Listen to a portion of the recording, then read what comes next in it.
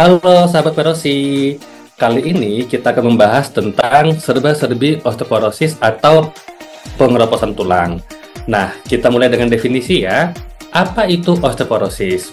Osteoporosis berasal dari kata osteo, yaitu tulang, dan juga porus, yang artinya berlubang-lubang atau keropos. Sehingga osteoporosis itu memiliki makna kondisi pengeroposan tulang di mana akan dijumpai menurunnya kepadatan tulang sehingga tulang menjadi tipis dan lebih mudah untuk patah.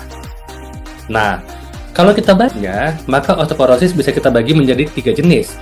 Satu, osteoporosis primer, yaitu osteoporosis yang dijumpai pasca menopause pada wanita atau pasca andropause pada laki-laki.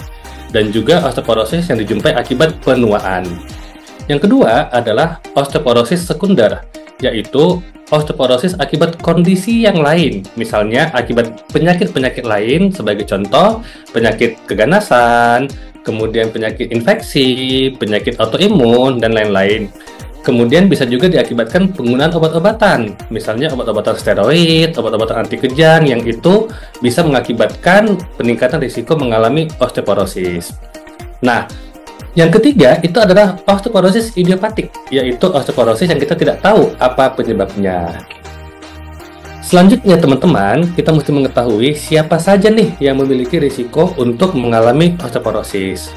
Jadi, faktor risiko osteoporosis kita bagi dua, yaitu faktor risiko yang bisa dimodifikasi, dan yang kedua adalah faktor risiko yang tidak bisa dimodifikasi. Untuk faktor risiko yang bisa dimodifikasi, misalnya adanya kondisi kurangnya pajanan cahaya matahari. Ya, kita ketahui bahwa cahaya matahari ini akan membantu kulit untuk membentuk vitamin D, di mana vitamin D ini penting untuk metabolisme kalsium yang akan menguatkan tulang. Kedua adalah kurangnya asupan kalsium. Kemudian yang ketiga, kurangnya aktivitas fisik. Kita ketahui sebetulnya kalau kita aktif, maka tulang akan menjadi lebih kuat. Sehingga kondisi kekurangan aktivitas fisik ini akan menjadi suatu faktor risiko untuk dijumpainya osteoporosis. Kemudian yang keempat itu merokok. Nah, ini bahaya ya, teman-teman sekalian. Merokok ini bisa menjadi salah satu faktor risiko untuk osteoporosis dan ini bisa kita modifikasi, bisa kita ubah. Hentikan merokok untuk mengurangi risiko osteoporosis. Kemudian selanjutnya adalah penggunaan obat-obatan jangka panjang yang bisa mengganggu metabolisme tulang. Misalnya steroid, obat anti kejang, antikoagulan, dan lain sebagainya. Nah, selanjutnya teman-teman, kita akan membahas tentang faktor risiko yang tidak dapat dimodifikasi.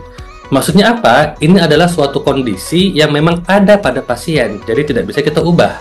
Contohnya adalah satu, usia tua. Kita ketahui semakin tua usia, maka akan semakin tinggi kemungkinan untuk mengalami osteoporosis. Yang kedua adalah jenis kelamin perempuan. Nah, rupanya wanita itu memiliki risiko yang lebih tinggi dibandingkan laki-laki untuk mengalami osteoporosis. Yang ketiga, adanya riwayat keluarga kandung yang memiliki osteoporosis. Yang keempat, suku bangsa atau ras. Dijumpai bahwa suku bangsa Asia dan suku bangsa Kaukasia itu lebih tinggi risiko mengalami osteoporosis dibandingkan suku bangsa Afrika. Dan yang kelima, adanya kondisi pasca menopause pada wanita dan pasca andropause pada laki-laki. Nah, teman-teman sekalian, kita sudah menyimak secara singkat serba-serbi osteoporosis.